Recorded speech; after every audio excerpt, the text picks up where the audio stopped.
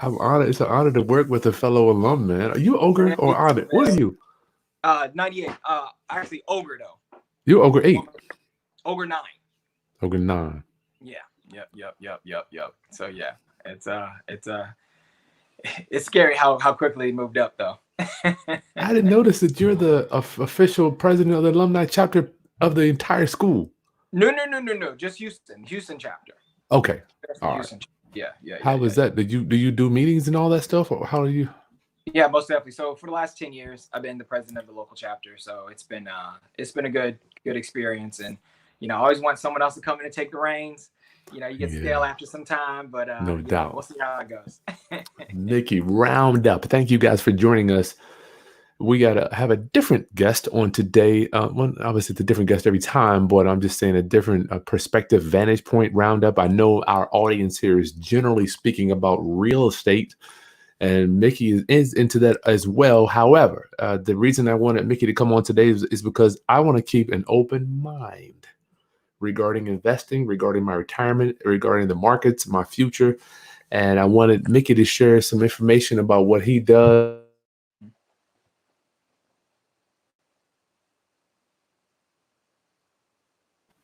Uh-oh. You there, Mickey? Yeah, I'm here. Sorry. So our guest today works with NFL players. He's a financial wealth advisor. I'm busting at the seams to see what you offer people. Mickey McGill, ladies and gentlemen, how you doing, bro? Doing well, doing well. How you doing, brother? Oh man, I'm quarantined, but it's a beautiful day. How's the weather in Texas? Actually, it's hot. It's in the 90s right now, so it Nice. gets a little warm down here real quick. I bet. I love Texas, man. I love it Yeah, down there. yeah, it's a lot of fun, man. I do enjoy it. Been here for years. So let's get into it. You're a private wealth advisor, the president of the Hampton University Association there, strategic planning committee for the registered player, a financial advisor.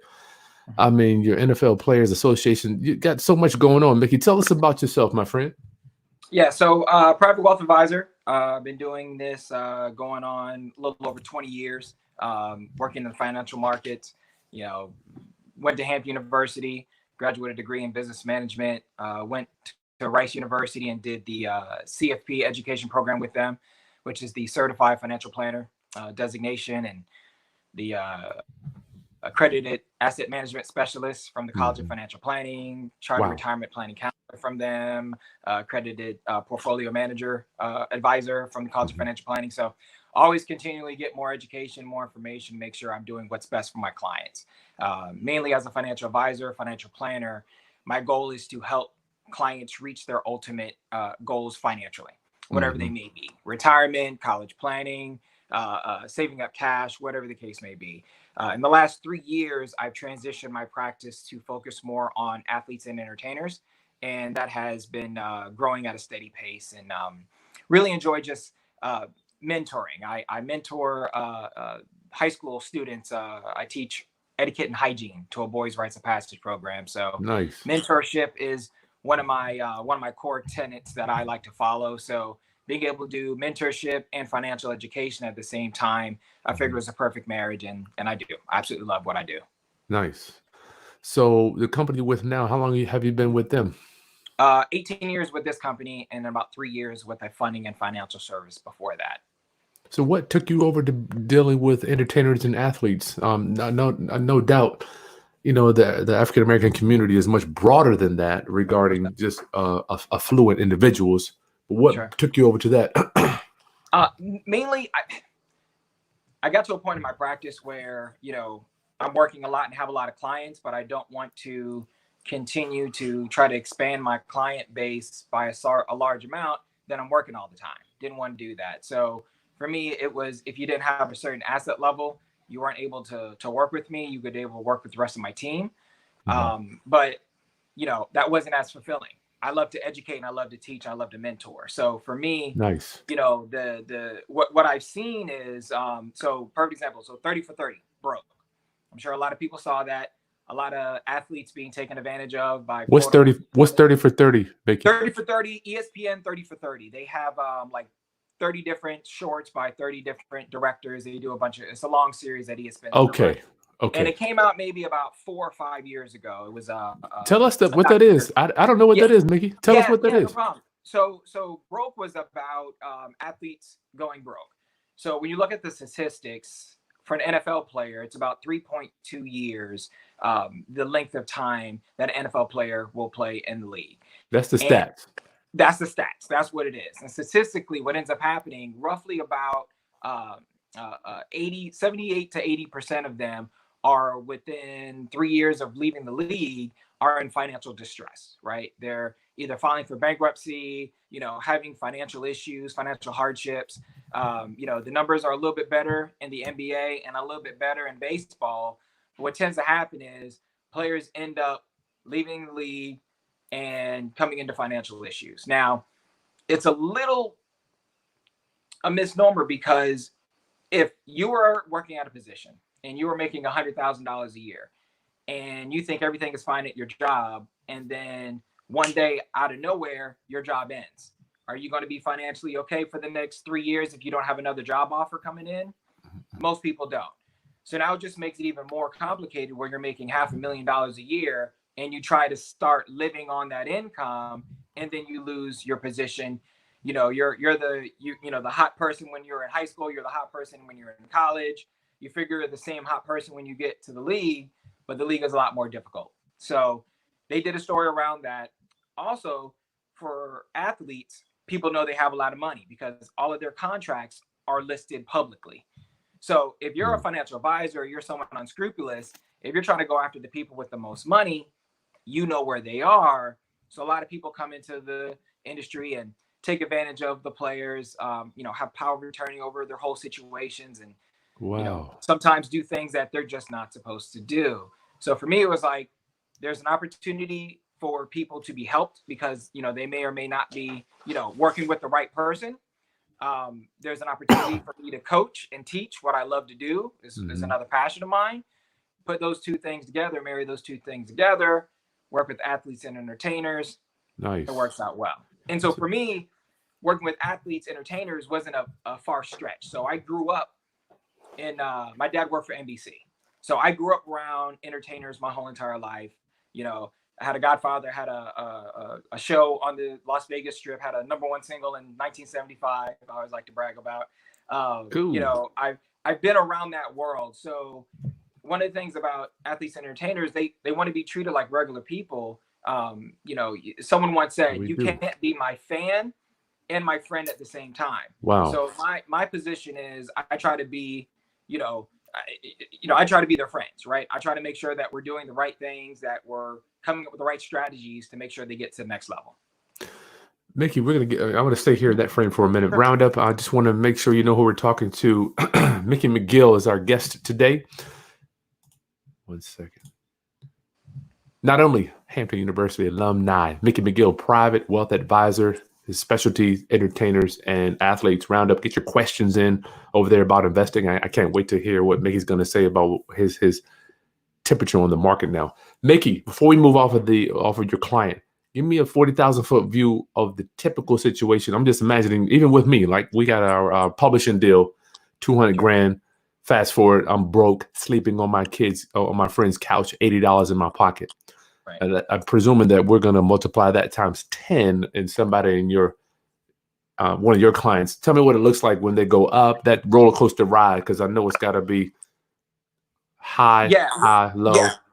Yeah, most of so first and foremost, we try to get to the situation before it gets bad, right? So because they don't have it here. They don't. No doubt they have none of this here. Well, where I'm born with it. Where I'm born with it. Well, not. Here's the thing. We learn through our lives, right? We learn how to spend money. We learn money habits. Some of those habits are bad, right? So my job is to come in, see what habits you have, and try to break them, right? To make sure that they're going to be moving in the right direction. Part of the problem is that part of the solution is to make sure that people live well below their means. And that goes for athletes and that goes for everyone else, right? The problem is that you are a broke college student, right? You get the new job, you go out, buy a nice car, a nice apartment, and you don't save any money. So what people do is they spend money based on what they have left. What's Yeah. on my checking account? What bills do I have left over? They don't think about, let me save first and then spend. That's the big issue. So for a lot of my players and even just regular clients, you get that first job, you're making 100,000, Which is no 200,000, money, 500, by the way, which is nothing. which is no money as far as income. I mean, by the grand scheme of things, especially for an athlete that it may only be for a short period of time, you need to save more money. For a regular person, rule of thumb, 10% of your income needs to go into savings. Now, the difference with the rule of thumb is everybody's thumb is completely different. So it depends on what your goals are, what your aspirations are going to be. You need to save in accordance to that. Some people need to save 20% of their income, need to save 30% of their income. The more money you make, the more money you want to save. Because the problem is, especially if someone has a regular job, your good job, as you quote unquote call it, making $50,000, $100,000, $200,000 a year, Whatever. what ends up happening is it becomes golden handcuffs because now you're accustomed to that lifestyle. So most of the time in this country, true wealth is built around your own businesses, real estate, starting a side business, whatever the case may be. But in order to start that business or start that real estate project, sometimes you need to have capital, or you may not be able to make as much money at the beginning that you will 5 or 10 years down the road.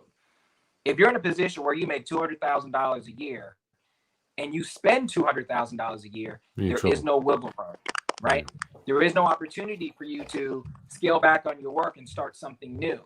Golden handcuffs, that's what they are.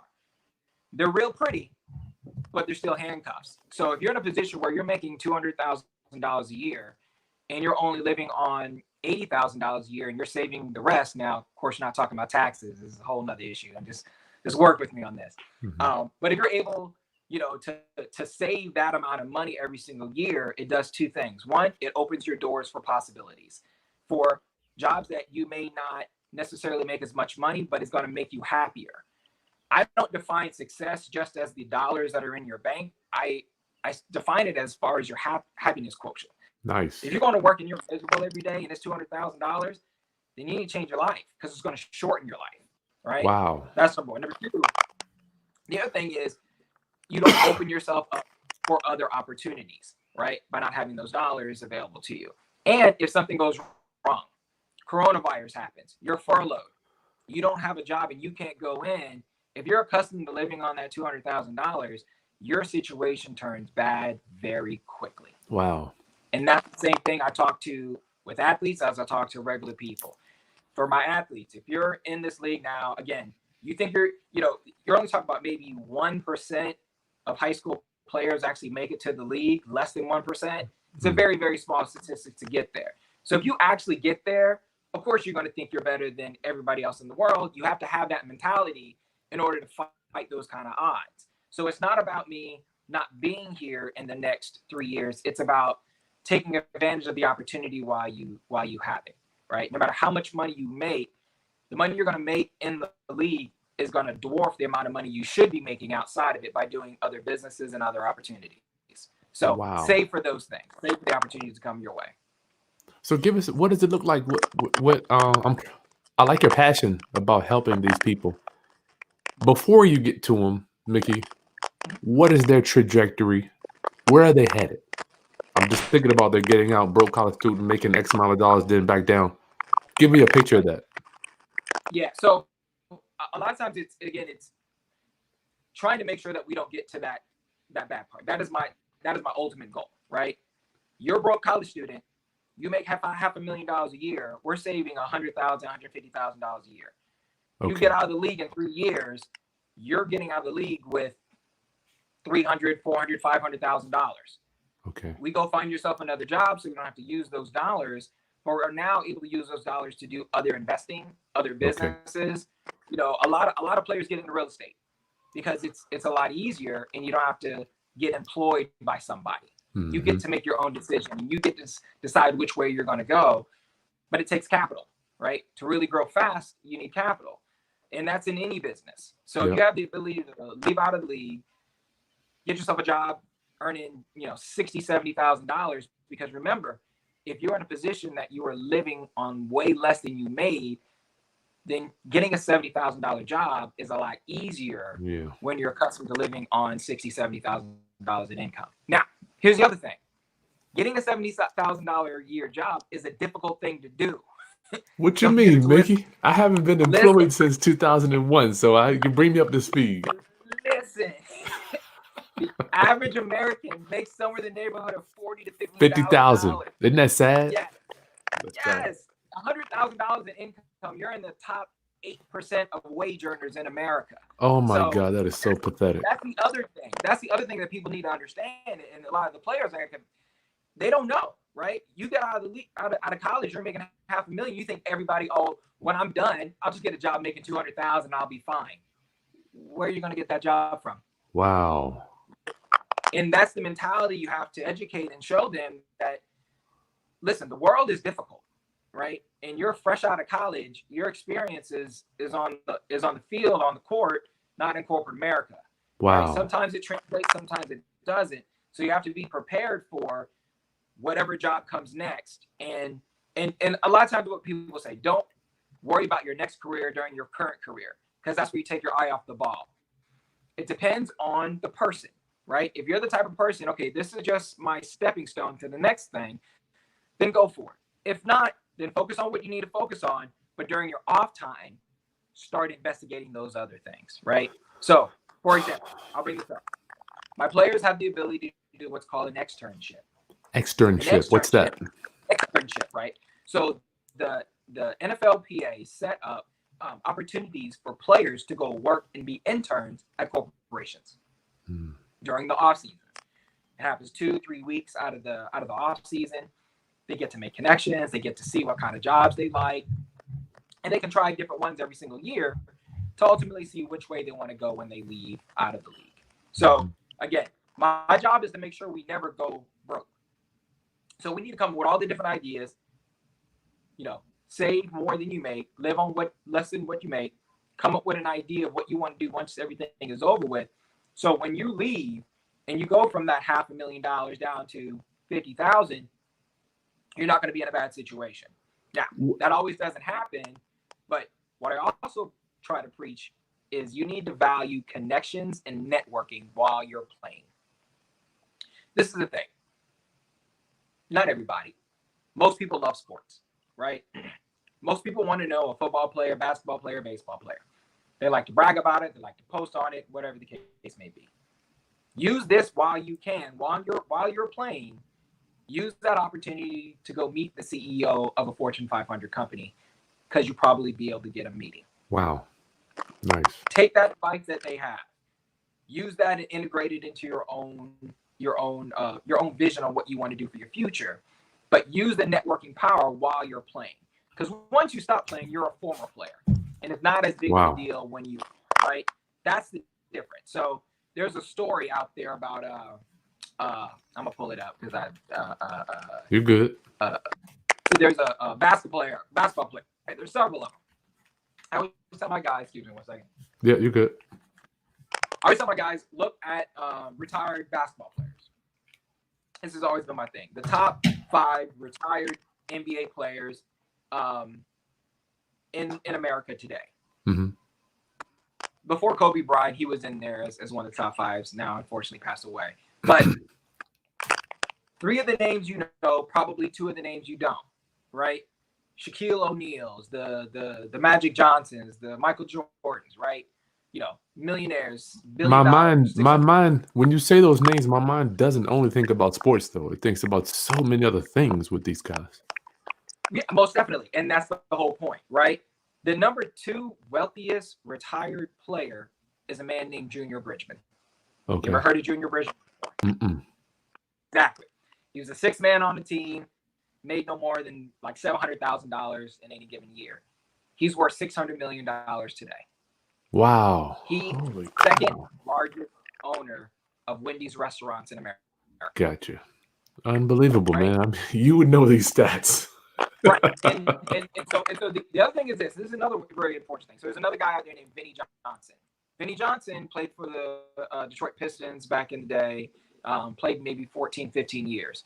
He started a company and was able to get a meeting with the VP of GM.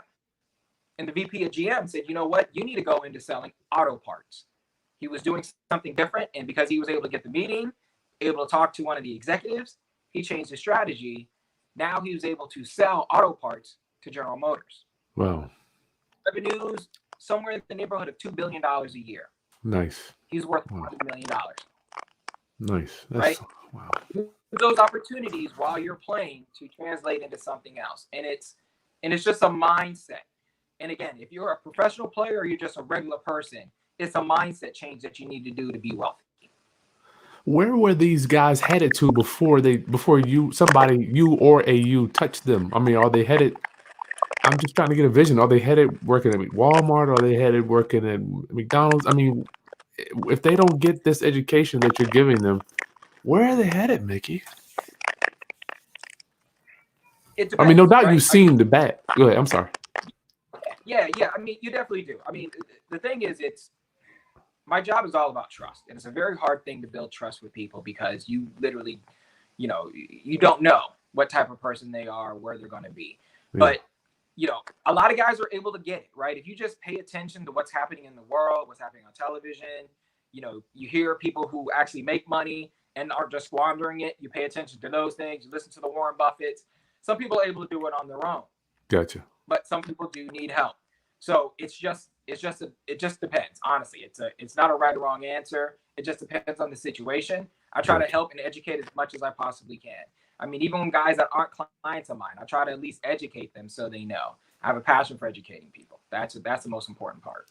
I'm just thinking, I can only think about myself. I mean, when we got our publishing deals, I'm like, man, I unfortunately, I heard you say here's a big thing that age has kind of taught me, Mickey. Now that I'm here, bunch of real estate, passive income, building houses, doing whatever the hell, what I want to do. I feel like this wasn't a destination. It was a beginning for me. Right. When I look back on it, I'm like, okay, it took me a long time to get here, but I'm thinking about even with your players, no doubt the struggle, and you even said at the top 1%, whatever they think they're no, I mean, and they're kind of above the average person, but they got there. Is that more of a new beginning for them too? Most definitely. Regard the financial aspect. Yeah. I mean, listen, every step you take is a new beginning, and you should take it as that, right? I mean, going from high school to college is a new beginning. Going from college to the pros is a new beginning. Going from the pros to the rest of your life is a new beginning. Everything is, and so you have to take it with that same type of energy that you did going through each step and stage. You got to do the same thing going into the pros, and you got to do the same thing going into retirement. And here's another point. It's the same thing with us, just regular folks. You have to retire to something, not from something. Wow. It is a difference, right? And that's a very powerful statement I always tell my clients, because if one day you wake up and you decide, I'm just going to retire, well, what are you going to do? What are your days going to look like? A lot of times what happens is people that just retire from something, they're back at work within a year. Not necessarily because of money, because they're just bored. They have nothing to do. They need and yearn for something to do, right? But if you retire to something, you want to teach kids on a regular basis. You want to give back to the poor, whatever it is, right? Whatever that volunteer thing may be. You may actually get paid on it. It may be a part-time job that you work 10 hours a week because you just absolutely love it. But you need to retire to something. You need to have a mindset of where you're going before you start that road. I love that, brother. I have never heard it put like that, because you're right. I'm thinking about the people. People ask me all the time, Chris, when are you going to retire? I'm like, for what? I mean, I'm going to, what would I be? When did you get listen, and listen, here's the other thing. Retirement's a misnomer to me, right? It's not about retirement. It's about financial independence. Financial independence, choosing to work because you want to, not because you have to. It's a huge difference between retirement, right? A lot of people that are super duper successful, they don't ever see themselves retiring or stop working because they love what they do.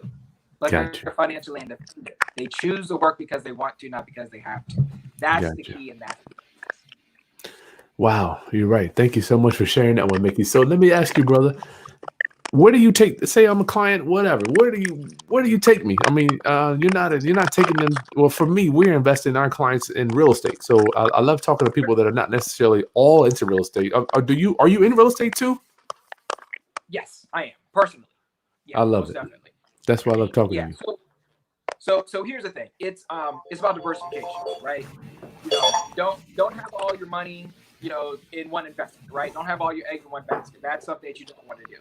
Have your money in the stock market. Have your money in bonds. Have your money in cash. Have your money in CDs. Have your money in real estate, because everything is cyclical, right?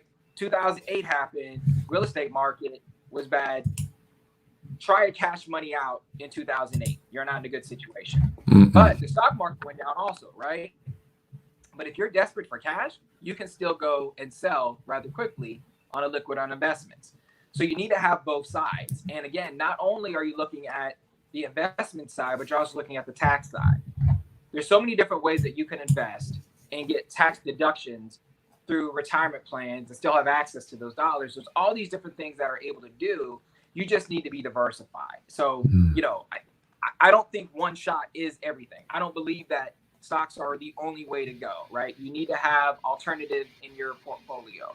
That can be, liquid, illiquid assets, like directly in real estate, where you own an apartment complex, you own a house. Nice. Or it could be real estate funds, right? I mean, but you do need to be diversified in your portfolio. On top of that, you don't need to have all your assets in one thing, right? So I don't want you putting more than 5% of your whole entire assets in one particular investment, be it real estate, be it anything else. Because if you put all your money, and again, this happened with a story back in the day because a player, it was a business idea. They wanted to open a casino, and it was several $100 million, and a lot of players put their money in there. Well, it was legit. They built the casino. They even had the slot machines and everything. Problem is, the casino wasn't passed through the state legislation to actually be legal. So as soon as it opened up, the cops came and shut it down, and everyone lost all their money. Right? Oh, wow. So it was a surefire investment, 100% guarantee, whatever the case may be, but there's no such thing, right? Yeah, you're right, if man. someone's going to guarantee return, you run. But if you got $10 million and you put in $9 million into that investment, that's the wrong thing to do. Never throw the majority of your money into one project. Sometimes people like to bet big, but don't try to hit a grand slam home run every single time you're at bat. Yeah. Those singles and doubles are just as important, using a sports reference. So are you taking your clients into the paper assets, generally speaking, Mickey, or are you running them into real estate stuff, or what are you? Mostly, yeah. So I'm highly regulated, right? So I have to, all my licenses, registrations, and all those types of things. So everything that I recommend is something that has been vetted through my company. I never go outside of it. It's not what I do. So if a client's come and say, hey, I want to invest in real estate assets and hardcore real estate assets, I'm not that guy. I'm not going to take you, say, okay, here's an apartment complex. This is where you should invest. That's not something I do. But as a financial advisor, I can help run the numbers to make sure if it makes sense and is a logical thing for you to invest in. Gotcha. Yeah. Because again, I don't want to have any conflicts of interest that come into play too, right? I don't want to be that guy because, this person I know is investing here. I don't want any. Everything I do is above board, and that's extremely important to me. You guys are so regulated, man. I just could not imagine. I mean, when we picked all of our investments. Go ahead. I'm sorry. No, exactly. No, we are. We're extremely, extremely regulated. I mean, it's a regulatory bodies. Everyone, we have compliance officers that we have to check with, and it's But at the same time, I'm okay with that regulation, right? Because there's always someone looking over the shoulder. Now, I know I'm a trustworthy person, but the other guy may not be.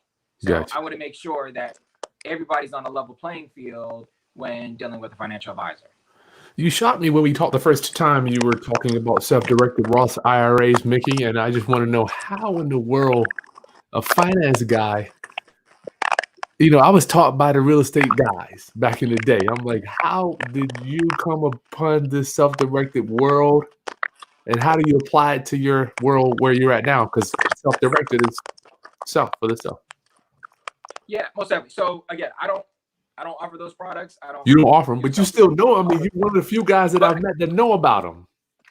Well, the thing is this: you have to be knowledgeable for your clients, right? You can't put your head in the sand and say this is the only investment that's possible. If a client comes and asks for my opinion, I have to do the research and I have to know. And doing the research, it makes sense. And this is the thing: retirement plans are very flexible, right? You have a lot of opportunities to do many different things inside retirement plans, but you got to get money in retirement plans. So for me, it's like, as long as my clients are successful, it doesn't matter how we operate. Wow. You got to be successful, right? So if I'm in a position to say, okay, you can set aside $56,000 into our retirement plan each year, then so be it. And if we need to, at some point in time in the future, you want to transition that money to a self-directed IRA or self-directed 401k, if that's what you want to do, it's your money. My job is to make sure you save and you put money aside for those opportunities that come in your future. If it's with me or with someone else, I'm gonna be okay. Right? My job is to make sure to take care of my clients. That's foremost. But I'm a tax guy. I love to talk about how to save money in taxes for my clients. And retirement plans are the best way to do it. So I need to know about all the ins and outs that are available. I love it. I love it. Well, when I meet finance guys, I'm opening up to you guys. You are one of the more laid back type of financial guys. When I bring up self-directed investing, generally I get a lot of pushback. Right. You were like, yeah, man, let's talk about it. Well, here's the thing. I know this is recorded and everything, but let me be candid and honest. It doesn't pay me. Right? Investing in something that is not with me doesn't pay me. I don't make any money. I don't make a penny on it. But as a financial planner, you're paying for my advice. Wow. So how can you pay for my advice, but I'm only giving you something that pays me? That makes no sense whatsoever. I love it. So to me, I have to know. I have to know what's out there and what else is available, right? If my client can't do a product with me, but do it with somebody else, but if they're successful, then it's fine. They're not going anywhere because they know they trust my opinion. Nice. Right? That's a goal, It's Mickey. the long play, man. Yeah. The long play. Yeah. That's a goal, man. Go ahead, Lee. I'm sorry. Go. I just like you do right by people and you'll always be successful. No matter what your endeavor is. It always comes back. You always got to do the right thing, man. I mean, just to be able to sleep at night, number one, but number two, it always works out fine in the future. I've had clients leave because I didn't want to offer them a product that I thought was too risky for them. And they went and did it with someone else. 5 years later, they come back like, you know what, you were right. I was like, yeah, I told you. Round up, Fed, we get your questions in. I want to take this conversation to the future, and I want to know about what's going on with him now, and I want to know about what he thinks these numbers are headed to. Get your questions into the in the chat boxes right there. I don't know if it's on your left or on your right. Mickey McGill, private wealth advisor. I love that word, wealth.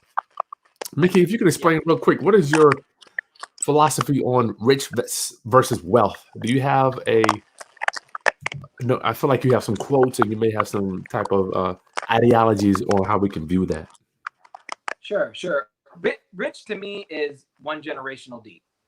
Wealth to me is multi-generational, right? That's the big difference. So rich is, $1 million, $2 million. That's cute. Wealth, it's 40, 50, $60 million. That's the difference. My grandkids, making sure the money continues to last down that point. That's the difference between wealth and being right. Rich is more interpersonal.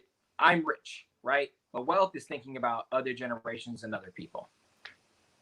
That's the difference to me. As I'm reading The Richest Man in Babylon, he's got these 5 rules of the goal, and only one of them is based on earning. The other 4 are based on managing what you have. Right. How do you view earning versus managing? Do you view because for me it's like I was the majority of my life I'm constantly thinking about earning, trying to make more money, make more. Now I'm 44, I'm thinking about I gotta figure out how to manage this stuff. Right. Yeah, so there's always the old adage, right? It's not what you make, it's what you keep. That really is what boils everything down to. So I've seen clients that make $1 million a year and spend 800,000 of it, 900,000 of it, right? So you're not building anything. Anything goes wrong, and now you're tapping into every investment that you had saved up. So and unfortunately, we tend to be like that as Americans. It's Instagram. It's let me show you what I have. I'm on this private yacht. I'm on this plane. And all your money is being spent and you're not really growing anything. So to me, it's about, again, not about what your income, but what your wealth ends up being. Because if we're in a position where I can take my investments and pay for my fund, then you're in a different category. That's where I'm at. Yeah. Instead of going out buying a new expensive car for $60,000, I go get an investment that's going to produce income of $60,000, and then I have the investment and the income and the asset. Right. So yeah. So it's truly about that. It's, anybody can make money, but it's difficult to keep it. That's the problem. That's the difference. It's getting to a point where you're able to quantify and separate your needs from your wants and really understand that and live on your needs and occasionally do your wants based upon winnings that you do in your investment world. Mm-hmm. That's the best way I can explain it. I heard you mention something earlier. What'd you say? Mm-hmm. Goal-based investing. Goal-based. All about I felt like it took me 40 years to do that, Mickey. And I heard you say something about save 10% or whatever, save some of what you're earning. The guy that taught me, these guys were like, listen, you need to invest first before you even, let's take it a step further. What would you say to that, Mickey? Yeah. So, as a financial advisor by nature, I am more cautious than anything else. I'm not a super aggressive person. Gotcha. Right? So to me, and again, I've had an issue with a client too. They wanted to get to the investing because it's the sexy part, it's the fun part. But if you don't have the basics set up, I see what you're saying. Your investments mean nothing, right? So the problem is if you go and you got an extra $500 a month, and that's all the money you have, and you go straight into investing that money, anything goes wrong with your situation, you got to sell your investment. That is true. That is true. Your investment may be sold at a loss at 40-50% loss. That's true. As opposed to say, let me get 3 to 6 months of my committed expenses in a cash position. Let me slow that down. 3 to 6 months of your committed expenses, not your income, your committed expenses in a cash position. So now something goes wrong, I don't have to sell my investment. I don't have to worry about trying to sell a real estate piece of property that I can't sell for 30, 40 days, or I have to give a humongous discount because I need cash in 10 days, right? You need to have some place that is going to be a safety net. And then once you get your safety net set up, then you can go do the investing. That's the way I look at it. Now, it may take you 20 years to get to 3 to 6 months of your committed expenses. Then don't be that guy either, right? You can do both simultaneously. If you have $500 a month left over, send $200 a month, $300 a month into cash savings, and send $200 a month into your investment account. You can do both at the same time, but you gotta have a parachute or a safety net there. I'm glad you opening up my eyes, man. I guess it's weird because everybody's at different spaces in life. I remember just being broke, forget whatever. So I guess everybody has a different goals, but I like that savings first, which you're right. Probably right now would be the most important time to have that. Almost definitely. Here's the thing. Who saw the pandemic coming? Right? Nobody sees these things coming, and that's the whole point of an emergency savings. Nobody sees it coming. It's an emergency. If we saw it coming, then I would have sold investments 2 years ago to prepare for it. No one sees it coming, so you need to have some place that's going to be a safety net for you. Depends on your aggressive level. You can have those savings be in other things. It may not have to just be in a checking account. It can be in a savings or bonds or something that's a little bit better return, but something that you can get to that's liquid, and in a few days you're able to sell and have those dollars available to you. I'm listening to your perspective because you hit it right on the head. I think a lot of my clients and even people that follow my content think they're gonna buy a house, fix it up, list it on the market. HGTV get an open house, the offer come in, get 5 offers in the first 2 weeks, and then they're gonna have a bidding war. And the story goes, sell the property 30 days. This doesn't happen like that all the time. Sometimes, but not all the time. Yeah. It can happen, but you can build a house with a hammer, right? It can be done. But I'm like, I like your perspective. I'm like, when you need the money the most. I remember holding onto a house, Mickey, for a Mhm. year on the market trying to find a buyer, and we lost money on that one. But those are the times that kind of, I guess, they made me who I am today. And the person you are, no doubt, I'm presuming that you've seen this stuff too, so you can advise people. Right. It's all right. Yeah, yeah. But that's the thing. You have to plan for the worst case scenario. You know, Hmm. we hope for the best, but we got to plan for the worst. And most businesses go out of business because they're undercapitalized. Man. That's what it boils down to. So going into the business and spending all your money is something you probably don't want to do either, because if something goes wrong and you have no more cash available, things go wrong and you're desperate, right? Hmm. OPM, other people's money, right? You go and using other people's money and keep your money. If something goes wrong, then your money can be used to move the business forward and continue on the right path. So Yeah. where are you at now? Regarding, I want to know about the future of the market. I'm seeing some huge drops and stuff. I'm seeing PayPal just went up over even higher than when it was. What's your take on this thing, and what are you doing, my friend, based in this Yeah, crisis, Mickey? yeah, most definitely. So Warren Buffett had the best quote: I am fearful when others are greedy, and I'm greedy when others are fearful." I Right. love it. So this is a great time to invest. I mean, I don't know how else to say it. I mean, it's scary. The most scared you're going to be is when you're investing when the market is down the most, right? But that's when you get the best discounts and the best sale. Mhm. So the market dropped, I think, somewhere in the neighborhood of about 36%. The stock market. That's the Does that S&P have a 500. name? Does that have a name, Mickey? Like when it goes a certain. Yeah, yeah, oh, well, it's a roller coaster. I mean, the stock market is a roller coaster. I mean, it's at lows, it's at highs. It's just what it is. But at a position in this year, we went from the top right down 36%. We're down 36% maybe a month to 2 months. That's the best time to get invested, right? Gotcha. Because the market has shot back up from there. We're actually only down roughly about 11% on one index and like 17% on another index. Not So bad. even as bad as it is, it's come back just about half in a month's time. So this is, let me go globally for you, right? So there's different types of bear markets that are out there. You have a cyclical bear market. That's when interest rates are changing. That's when the Federal Reserve changes interest rates. They last on average about 26 months. They're down on average about 30% at its worst point. You have structural bear markets that are like bubbles. You're talking about the real estate bubble in '08. You're talking about the tech bubble in early 2000s, right? They last about 42 months, and their average down is about 57%. Wow. Then you have event-driven bear markets. That means something happened to make the market go down. The coronavirus happened. It is an event.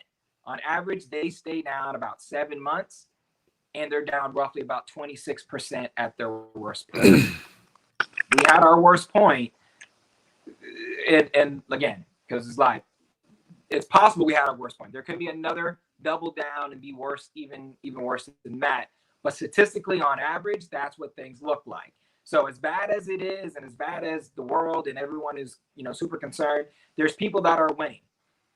Internet-based companies, a lot of them are winning, right? Hmm. Versus brick and mortar companies. I mean, somebody is losing, but somebody is always winning, right? The real estate is harder to sell real estate at this time, possibly because maybe not as many people are in the pool to go to go buy.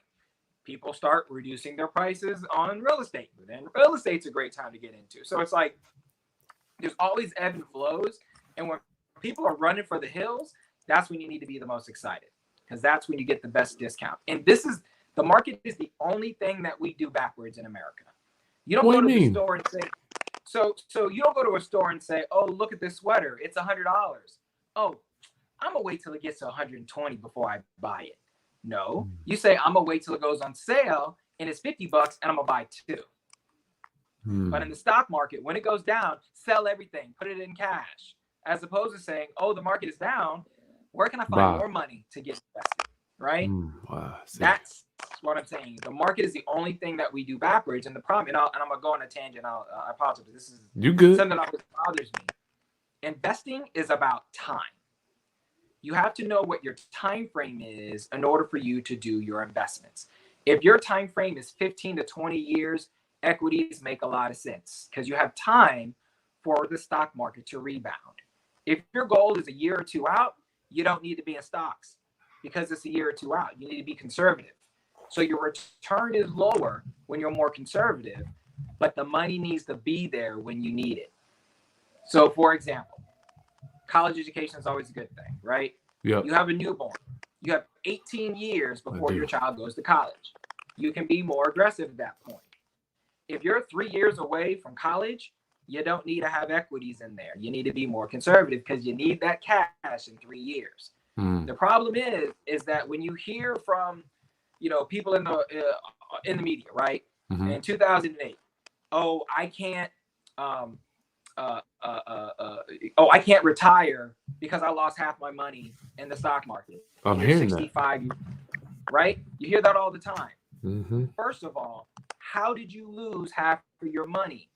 That meant that you're invested 100% in equities and stock. You can't be that aggressive that close to retirement. And I speak from personal experience. I have clients come in, they tell me they're a conservative investor and they have 100% of their 401k inside of their company stock. 100%. So there's conservative, there's aggressive, and that's where they are, right? Wow. They're at the highest level because all their money is in one place. Mm-hmm. So of course, when the stock market drops and all your money is in your company stock, your income is going to go down, your assets are going to go down. But if you were getting more conservative as the market, as your time frame gets closer to when you actually need the money, then you don't end up being in those situations. And then you can retire. That's our problem. It's the timing of everything. You're not worried about your real estate in 2008 and the price drop because you're not planning to sell if you're not selling your property. It's irrelevant. Right? It's irrelevant. It doesn't matter what the value of the house is because I'm still getting X amount of dollars every single month because I'm renting it out. Matter of fact, my rents may go up because now people can't afford to buy houses because credit's bad, right? It's the same thing with the stock market. When that stock market goes down, if you don't need that money next year, you need that money 20 years from now, let it ride. As long as you're diversified, you got to be diversified. But that's the mentality that you got to have. You got to put the same rules as all your other investing. Nice. That is cool, Mickey. I didn't think about it that way either. All my guys are so stock market haters. We like. We hear it all the time. I love it. But it's a conversation, right? And again, it's you don't know. You know what you're comfortable with. Real estate, I can feel it. I can touch it. I know where that property is. But if you look at the volatility of real estate, it parallels the volatility of the stock market. I agree. The difference is you have to pay to get the appraisal for your home. You can open up your account and see it in 5 minutes, and you're watching it go up and down, and you're freaking out as you're seeing it. So, it's okay. That's cool. That's what it's all about. It's cool. So you're saying if I wouldn't go get an appraisal every day on my house, I'm liking it to having an everyday appraisal. Right, exactly. Right. It's the same kind of thing. And the thing is this: you look at historical return, the historical return on real estate and the historical return on the stock market. They're pretty close, right? Maybe 1 to 2% off.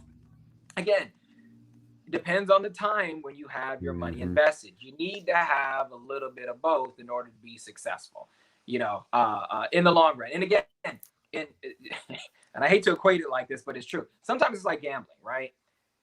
You always remember your wins. You hardly remember those losses, right? So when you had losses on properties, sometimes you don't add that into your total return of all of your real estate.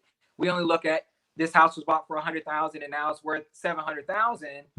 Boom, I did a great return. But we didn't look at the house I bought for $100,000 and only grew to $150,000 years later, right? I mean, you got to average in both of those things, but you got to have a little bit of both because you got to have the ability to make money in all markets.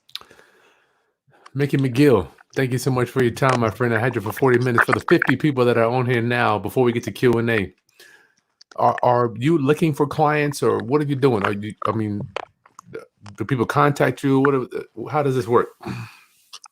Yeah, website, email. I do social media. So, Instagram. I see you My on name, Mickey Insta. McGill. Gotcha. Mickey McGill on Instagram. My website through Ameriprise Financial. Google me. It's easy enough to find I me. see you all on there. You have your name, and you have like all these certifications. I mean, you've got titles. Yeah, I've done a lot. My thing is I have to continue to increase my education because the market is constantly changing. If I don't keep up with the market from an educational standpoint, then I'll be left behind. Mm-hmm. Yeah. Round up. Thanks for joining us, Dragon, my boy. Thank you so much for your love offer, my friend. Thank you for supporting my content, brother Dragon. I think everybody loves this retired to something. I got a whole lot of people. That was a good one right there. I got to coin that one. Retired to something. It's just, you know what's weird? It's just a mindset. It's just all they doing is.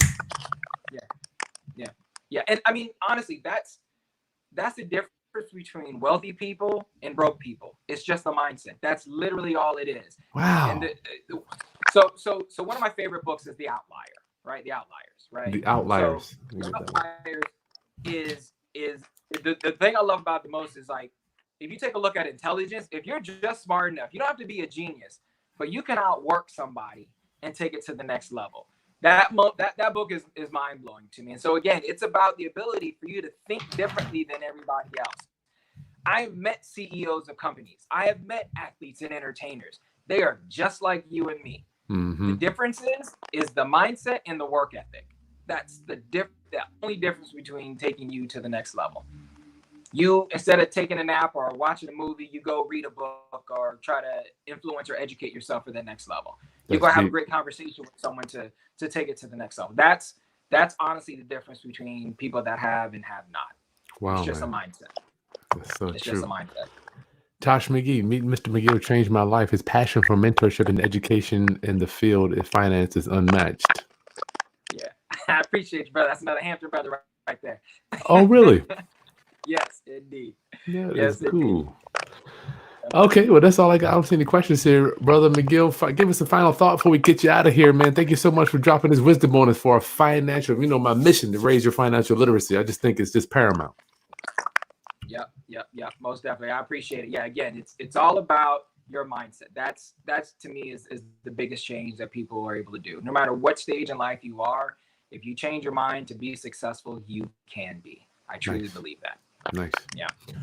Okay, Roundup. I wanted to have my guest on today because I'm so much in real estate. I'm like, you know what? I got to take these blinders off. I got to see what else is out there in the world. Yeah. And that's the thing. I mean, it's the same thing on my side, right? It's like, I never want to have blinders as far as the investment side, because again, you miss out on so many opportunities. You got to understand what's going on. So to me, money is to be made, right? And you can continue to be made. And if you have the right type of portfolio, honestly, I've seen, 15, 20% returns over a longer period of time. Those are possibilities that are out there. Just like real estate, you can buy yourself a house in California and, be up 1,000% over X amount of years. Same thing can happen with stocks and investments. So it's just, you got to have both of them going on at the same time if you really truly want to be successful. Because to me, the other thing is, you got to be ready for opportunity when it comes. And a lot of times when opportunity comes, you got to have the money, right? How many properties have you seen a perfect opportunity that you're able to go to the bank, pull out some cash and take care of it when no one else was able to? Yep. Or the time you could have gotten it if you just had an extra $40,000 and you would have made $200,000 on the deal, right? Be prepared for those opportunities when they come your way. And the way to do that is to live below your means. You got to save your money and be prepared when the opportunities come. I love it. Living below your means. I'm like, we don't know each other too well, but I'm talking to my wife. I own nothing. I'm like, I have nothing, dude, other than real estate. I've just been trained over the years just to kind of put your money into assets. Right. But it took me time for that, though, Mickey. So go ahead. Yeah, but assets are stocks too, right? That's the assets are bonds, right? Assets, are money market accounts. So there's, just don't put it in your mattress. That's that's my big thing, right? Go do something with your dollars and not just have it sitting idle, because inflation is the thief in the night that will eat up all your return. Mm-hmm. You know, try to go to a movie, you know, today versus going to a movie 15 years ago.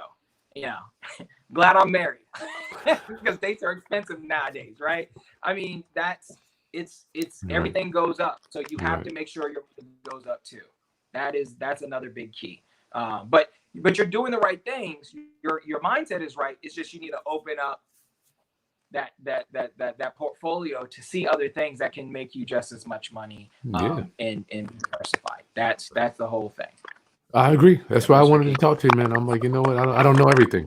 I'm admitting that, you know, I don't know what everything, and I appreciate you for shedding some light just on a whole world of investing, and that's why I wanted to for the Roundup family to hear that. Yeah, most definitely, man. No, but it's great. Listen. If you're passionate about what you do, you'll always be successful, and you never work another day in your life. Yeah, that's true. And it's hard now. It's super hard to find that passion. Like it's taken me years, right? You know, switch majors in college, did the whole thing. But once you find that passion, go for it, and it will not only change your world, but it will change other people's worlds. Other people's. That's right. That's where the joy comes in, right? That's where that joy comes in. We had you for an hour. This is cool. Mickey McGill, if anybody want to get in touch of this brother, there's his name right there. Just go to Insta. He's got some good pictures there, and he will reply back to you right there on Insta. Roundup, make sure you subscribe. And this weekend, I've got the interview for Memorial Day weekend with Patrick Bet-David. It will be done all the way. It's an hour and a half with the man. He's got over 200 million views. He's got over 2 million subscribers. So don't forget to subscribe to the channel and hit that bell so you know when that interview comes out. All right, Roundup, I love you. I'll see you soon. Bye, everybody. Thanks so much. Bye, guys.